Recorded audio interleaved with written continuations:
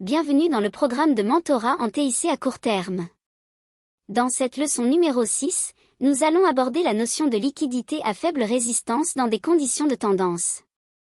Tout comme nous l'avons mentionné pour les périodes de consolidation, la même chose s'applique évidemment aux conditions de tendance, car nous comprenons que le marché évolue en fonction de la théorie du temps et du prix. Nous examinons les données des 20, 40 et 60 derniers jours de trading pour définir les gammes de données et référencer le temps.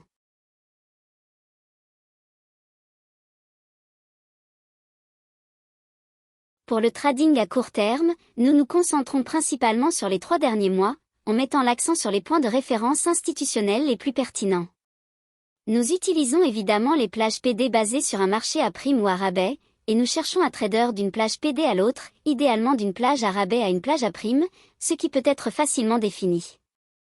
Pour notre étude de cas sur les liquidités en conditions de tendance, nous allons examiner la livre sterling, GBP, cette fois-ci, en observant un fractal différent de la consolidation plus importante.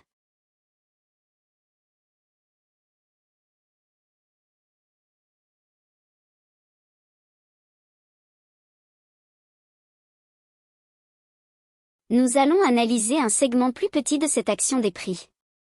Comme les prix sont universellement fractales, ce qui peut être une consolidation sur un graphique peut être un environnement de tendance sur un autre.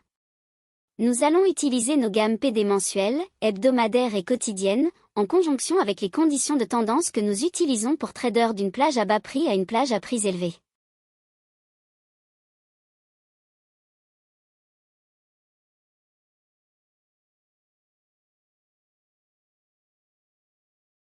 En d'autres termes, nous allons examiner un exemple d'achat pendant une période de hausse ou de marché haussier en tendance.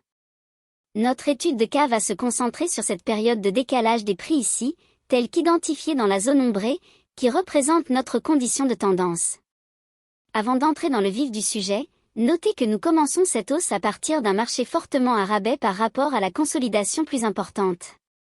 Nous pouvons clairement voir que le marché a trouvé un support, et parce que nous sommes dans un marché à rabais, le marché aura tendance à vouloir passer à une plage à prix élevé, que ce soit à court terme, à moyen terme ou à long terme.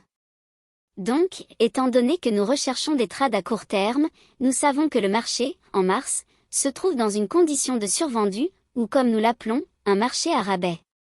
Le marché a donc tendance à vouloir atteindre une certaine prime.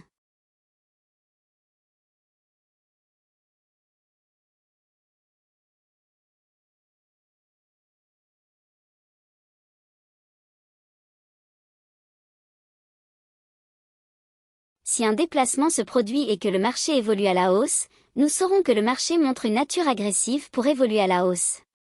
Si cela se reflète dans les prix, alors nous savons que les institutions injectent de l'argent et construisent également des positions dans cette hausse. Évidemment, s'ils construisent des positions longues et que le marché accélère à la hausse, ils recherchent un point de référence institutionnel où ils pourront décharger cette position longue de manière rentable. Ils doivent trouver des acheteurs prêts à un niveau supérieur. Nous devons donc chercher des gammes PD Premium où les participants du marché voudront acheter auprès d'un détenteur long, ou dans ce cas, du smart money. En ce qui concerne la stratégie One Shot One Kill, nous allons traiter spécifiquement du graphique en 4 heures.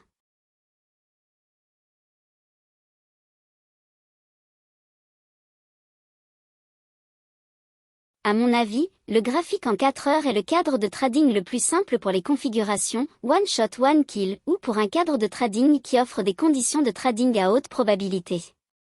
C'est mon domaine de prédilection, ma méthode privilégiée.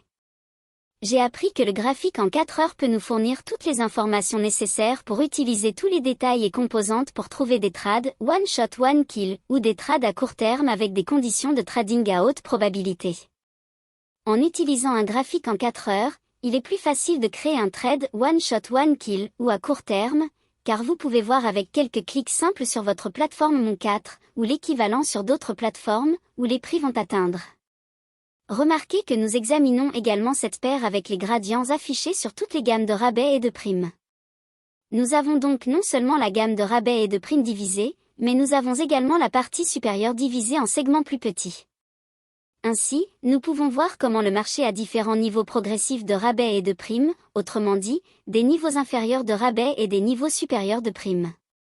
Lorsque nous examinons le graphique en 4 heures et que nous voyons une gamme PD, par exemple une gamme de rabais, cela peut prendre la forme d'un bloc d'ordre haussier, d'un ancien point bas, d'un écart de valeur équitable, d'un point de rupture, ou l'une de ces gammes PD.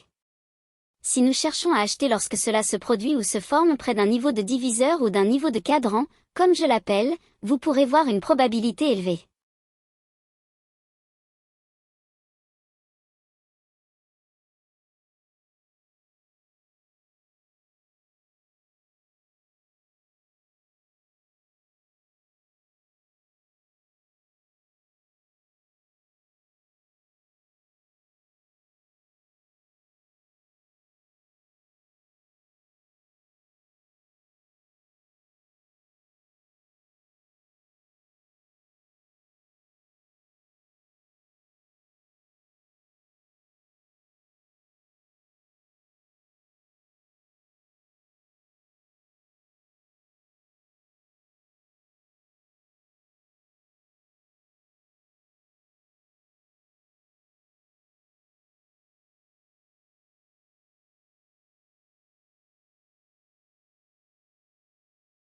Un mouvement loin de ce niveau, suivi d'une tentative d'atteindre un niveau opposé, par exemple, si nous examinons le marché le 15 mars, où les prix étaient descendus dans l'écart de valeur équitable, puis sont remontés vers un point de rupture, comme illustré ici.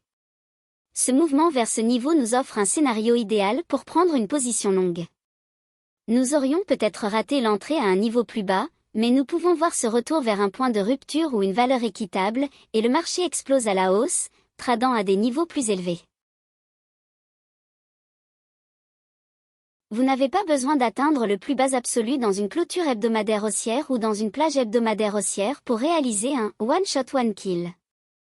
Vous avez juste besoin d'une configuration logique qui vous donne un objectif de pipe réaliste. Je pense qu'au départ, vous devriez viser entre 30 et 50 pips par semaine, puis progresser vers 50 à 75, puis 75 à 100 pips par semaine. Je ne recommanderais pas d'aller au-delà de 100 pips. Pour ma part, j'aime me situer dans une fourchette de 50 à 75 pips, mais adaptez-vous à votre style. Je sais simplement que vous n'obtiendrez pas toujours de grandes plages hebdomadaires, parfois elles seront plus petites, ce qui rendra plus difficile d'atteindre les 100 pips si le marché ne bouge que de 150 pips pour la semaine. Vous devrez donc vraiment définir une stratégie d'entrée et de sortie parfaite pour cela. Je ne dis pas que ce n'est pas possible, mais donnez-vous simplement de la flexibilité des deux côtés, à l'entrée et à la sortie. Si vous visez une partie de la plage hebdomadaire, cela suffira pour votre carrière. Si vous regardez le graphique en 4 heures, ce que nous faisons, c'est d'englober la plage hebdomadaire, et vous pouvez voir que c'est toute la plage hebdomadaire pour cette semaine particulière, en jaune. Vous pouvez également voir que le marché atteint des zones logiques des gammes PD Premium, mais nous allons couvrir cela dans quelques instants.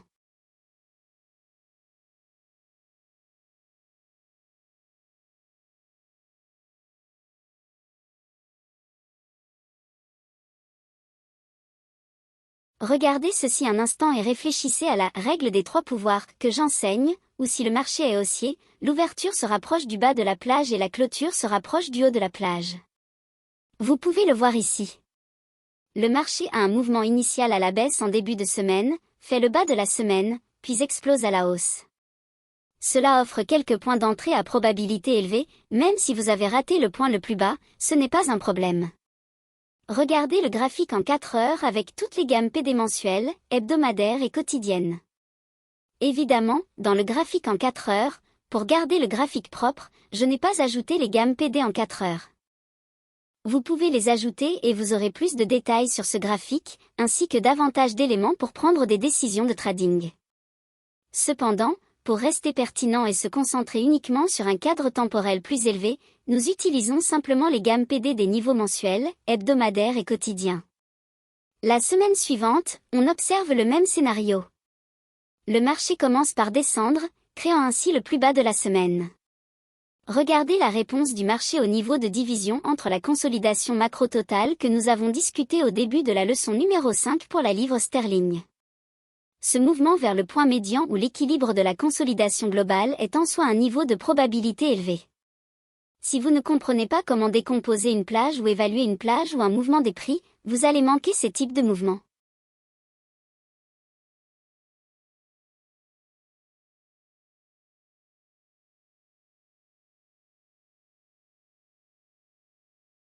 Vous devez toujours examiner les plages de trading dans lesquelles le marché évolue, regarder le plus haut et le plus bas en utilisant les corps des bougies, pas les mèches, et les définir.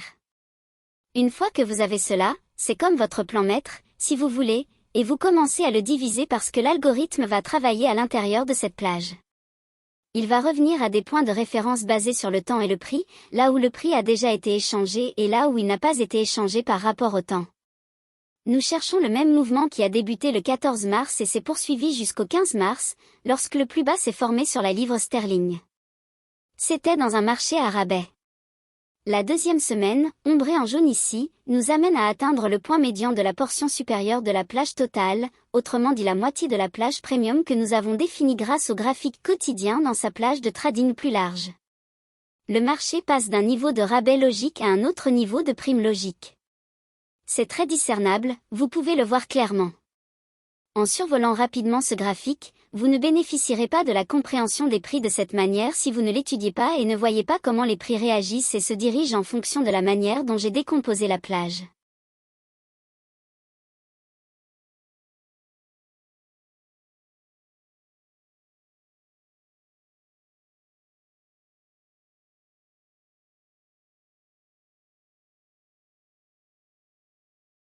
Ils agissent comme des aimants, pour ainsi dire. Il y a un élément dans le trading que les gens aiment parfois négliger, et j'utilisais aussi cela dans le passé. Cela s'appelle les points pivots, et pour être honnête, cela s'appelle toujours les points pivots. Cela venait des traders de salles de marché et des traders sur le parquet, où ils effectuaient des calculs en fonction des plus hauts et des plus bas, en ajoutant des mesures spécifiques pour obtenir les niveaux projetés de haut et de bas, ainsi que les résistances supposées. C'était un peu une prophétie autoréalisatrice. Cependant, lorsque vous examinez les divisions d'une plage de trading ou d'un mouvement de prix, cela vous aide vraiment à discerner où le marché a son support ou sa résistance probable la plus élevée sans vraiment avoir un point de référence ancien logique, comme lorsque nous utilisons les niveaux de support et de résistance. Nous cherchons un ancien niveau, nous le traçons dans le temps, et simplement parce qu'il a fait quelque chose dans le passé, nous nous attendons à ce qu'il le refasse à l'avenir, comme vous avez pu le constater dans votre propre trading, cela n'a aucune cohérence. Vous devez donc regarder ce que font les institutions et examiner ce qui se passe en coulisses avec le flux d'ordres institutionnels. Si nous pouvons évaluer un mouvement de prix à partir d'une mesure de prime ou de rabais, nous pouvons voir que le marché était clairement dans une plage de rabais le 14 mars. En négociant à ce niveau et en atteignant la valeur équitable, comme indiqué en vert, la réponse naturelle du marché a été de faire monter les prix. Il commence ensuite à trouver de nouveaux niveaux de support basés sur une gamme de rabais PD, en d'autres termes, nous recherchons des raisons de soutenir le prix. Cela peut prendre la forme d'un bloc d'ordre haussier, d'un écart de valeur équitable, d'un point de rupture, ou d'un bloc de mitigation. Cela pourrait également être un ancien point bas ou un ancien point haut, désormais devenu support après avoir été cassé. Plus nous nous rapprochons d'un autre niveau de prime en définissant notre plage et notre mouvement de prix, en le divisant en cadrans et en le divisant en deux, plus le marché atteint ces mesures, il agit presque comme un repère pour l'algorithme. Il va atteindre cette mesure, puis donner aux participants de la banque l'opportunité de faciliter les échanges. Si le marché franchit un niveau et le traverse, vous savez qu'il atteindra probablement le niveau suivant. Très rarement, vous verrez des points intermédiaires entre les niveaux que je vous ai déjà donnés ici, c'est la façon dont nous définissons le marché en le divisant et en coupant les plages en deux, comme nous l'avons fait dans la leçon 5. Ce sont les mêmes niveaux que nous voyons ici, je n'ai rien ajouté de nouveau, sauf l'ombrage en jaune.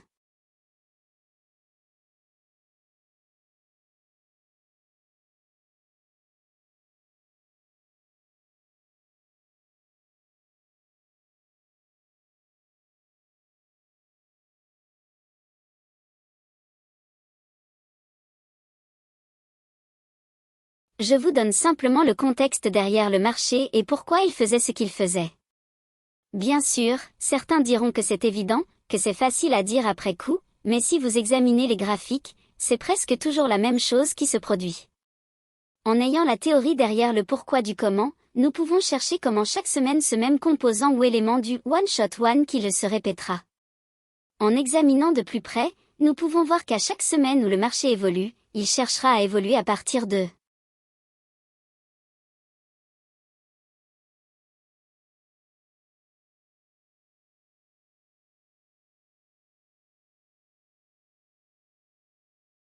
Il va échanger d'une gamme PD à une autre, passant d'un cadran à un autre avec le moins de résistance possible. Il peut passer d'une évaluation de marché premium à une évaluation de marché à rabais ou vice-versa. La détermination de s'il va monter ou descendre dépendra de l'endroit où nous sommes positionnés lorsque nous sommes devant les graphiques. Si nous sommes dans un marché premium, cela signifie que nous sommes vraiment poussés vers le haut et que nous sommes dans une zone logique où les prix ont montré une volonté de baisser par le passé, après avoir atteint des niveaux historiquement bas d'achat ou là où d'anciens creux se sont formés. Le fonctionnement de la prime et du rabais a déjà été enseigné dans ce mentorat, mais lorsque nous avons ces niveaux sur notre graphique et qu'ils sont sur une base de 4 heures, cela nous donne un contexte et nous indique comment anticiper la gamme hebdomadaire complète. En utilisant les lignes de séparation hebdomadaire qui apparaissent lorsque vous appuyez sur la touche « Contrôle » et que vous tapez « Y » sur mon 4, vous pouvez anticiper ce que sera probablement la gamme hebdomadaire complète. Un bon exercice consiste à le faire chaque semaine, à essayer d'anticiper à quoi ressemblera probablement la gamme hebdomadaire. Vous n'allez pas réussir à chaque fois, ce ne sera pas parfait, et parfois vous serez complètement à côté, mais cela vous aidera à développer vos compétences en anticipation des prix, ce qui est nécessaire pour commencer à voir ces choses avant qu'elles ne se produisent. Nous négocions en fonction des probabilités, en cherchant un avantage statistique. Si le marché est dans une situation de prime, il a très probablement envie de baisser. Où va-t-il descendre? Il ne recherche pas seulement un niveau de support, il recherche une ancienne zone de flux d'ordres institutionnels, là où se trouvaient les anciens achats institutionnels, et cela se présente sous la forme d'une gamme PD. Nous examinons notre matrice de gamme PD pour déterminer quelles sont les gammes PD présentes sur votre graphique à ce moment-là et nous évaluons à quel point il est probable qu'il atteigne ces niveaux entre les deux lignes verticales. Vous n'avez que du lundi au vendredi, car le marché est fermé le week-end, alors vous devez travailler avec cette contrainte temporelle relativement courte. Parce que c'est à relativement court terme, il est facile de prédire où le marché pourrait aller entre un lundi et un vendredi, sans avoir besoin d'avoir le plus haut absolu ou le plus bas absolu. Vous devez simplement savoir quelle est la direction probable et quels sont les niveaux les plus probables pour le marché. C'est l'avantage de cette approche.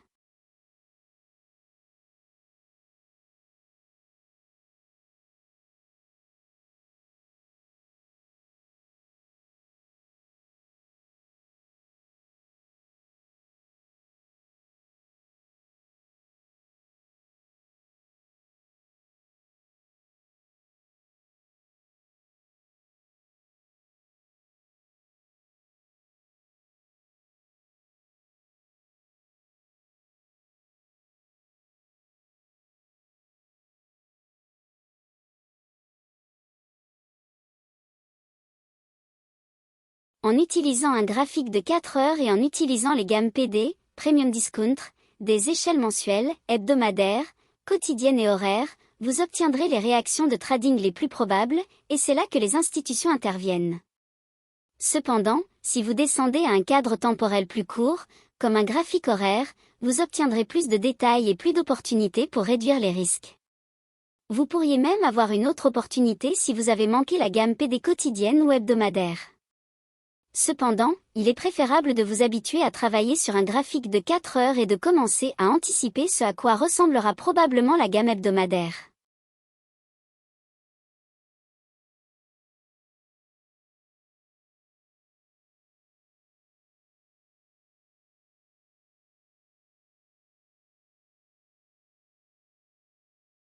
Voici un exemple où le marché évolue de la manière suivante. Il baisse jusqu'au gap de la juste valeur, nous sommes dans un marché fortement en baisse, et cette semaine-là, il remonte jusqu'à un bloc d'ordre baissier.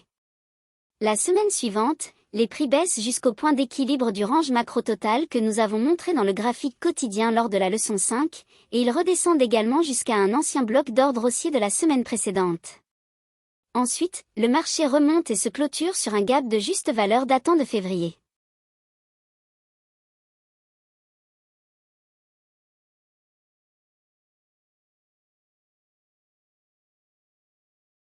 Maintenant, en prenant ces informations et en les affinant encore davantage sur un graphique en 60 minutes, vous commencerez à voir un peu plus de détails sur le marché. Si vous regardez de plus près, vous verrez qu'il y a souvent des points de rupture et des blocs d'atténuation qui n'existaient pas sur votre graphique en 4 heures. Donc, Tout ce qui est inférieur à un graphique en 1 heure lorsque vous recherchez une opportunité one shot, one kill réduit vraiment l'efficacité, car ce que vous recherchez, c'est ce mouvement de prise impulsif pour aider à faciliter la gamme hebdomadaire ou à la compléter. Tout ce qui est inférieur à un graphique en 60 minutes équivaut davantage à du day trading ou du scalping. C'est pourquoi vous voulez vous concentrer principalement sur un graphique en 4 heures pour les niveaux que vous souhaitez repérer. Mais une fois que vous descendez à un graphique horaire, vous pouvez diviser le marché en fonction des jours et commencer à incorporer le phénomène du jour de la semaine. Donc, si nous recherchons un marché haussier qui passe d'un marché en baisse à un marché en hausse chaque semaine, nous cherchons essentiellement à ce que le point bas de la semaine se forme entre le lundi, le mardi et le mercredi, car ce sont les jours les plus probables de trading dans cet environnement. Donc, le critère, dans un environnement de tendance, est que nous nous attendons à ce que les prix évoluent d'un marché en baisse à un marché en hausse. Dans ce cas, nous inverserions tout si nous nous attendions à des prix plus bas, passant d'un marché en hausse à un marché en baisse. Mais nous avons tous nos PD arrêts sur notre graphique, ainsi que nos niveaux et nos cadrans, de sorte que nous disposons de tout notre support et résistance naturelle, qui est le classement de tous les niveaux 2. Les niveaux que nous avons définis dans la leçon 5, tout en incorporant les PD arrêts réels en référence aux données des 60, 20 et 40 derniers jours, le point bas de la semaine dans des conditions haussières et dans des environnements de tendance, nous cherchons à ce que le point bas de la semaine se forme entre le lundi, le mardi ou le mercredi. Dans la première semaine que nous voyons ici, le point bas se forme le mardi. Remarquez que le point bas se forme en se basant sur une PD arrêt logique. Dans une tendance baissière, il descend jusqu'à un gap de juste valeur qui est visible sur le graphique quotidien. Le prix remonte, crée un sommet légèrement plus élevé que le sommet du lundi le mercredi, puis le franchit et crée un sommet plus élevé pour la semaine. Le sommet intrasemaine se forme le mercredi. Remarquez que le jeudi, il descend jusqu'au gap de juste valeur, jusqu'à un bloc d'atténuation également issu de la négociation intraday du mercredi, puis le marché continue avec une autre impulsion haussière jusqu'au jeudi, entre dans une consolidation, puis le vendredi, il a une petite baisse pour ensuite évoluer à la hausse à la clôture. La deuxième semaine ou semaine subséquente de notre étude de cas montre que le point bas se forme le lundi après avoir atteint le point d'équilibre de la consolidation macro-globale tel que nous l'avions défini dans la leçon numéro 5. Ensuite, le mardi, nous avons une nouvelle baisse jusqu'au même point bas précédent. Nous avons eu une autre touche de ce point d'équilibre.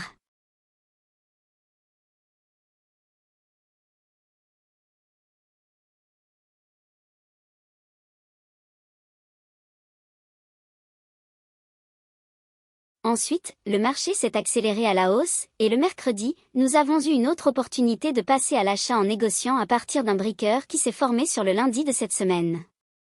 Nous avons donc eu le mercredi avec une baisse en négociation jusqu'à un breaker haussier formé entre le sommet du lundi et le point bas du mercredi, puis les prix ont augmenté. Remarquez également que le jeudi montre une légère tendance haussière, et le vendredi de cette semaine montre une clôture relativement plate. L'un des points que je souhaite que vous notiez ici.